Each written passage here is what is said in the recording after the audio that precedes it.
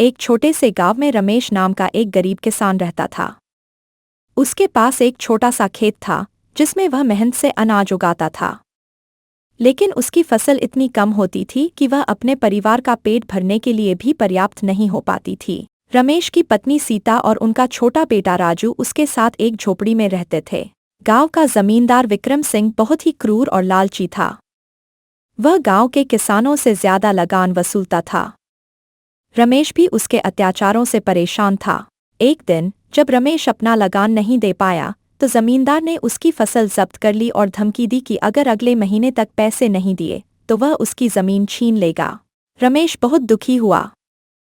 वह सोचने लगा कि अब उसका परिवार कैसे पलेगा।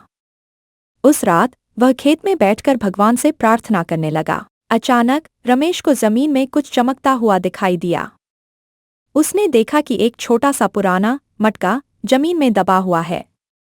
जैसे ही उसने उसे उठाया, गड्ढे से एक रहस्यमयी रोशनी निकली और एक दिव्य आवाज सुनाई दी। रमेश, मैं एक जादुई गड़ा हूँ।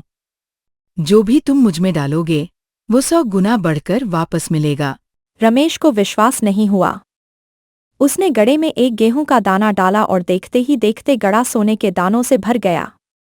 रमेश की खुशी का ठिकाना न रहा। अगले कुछ दिनों में रमेश ने गड्ढे की मदद से अनाज, सोना और जरूरत की चीजें पैदा कीं। उसने जमींदार का लगान चुका दिया और गांव के गरीबों की मदद की। धीरे धीरे रमेश का नाम पूरे गांव में प्रसिद्ध हो गया।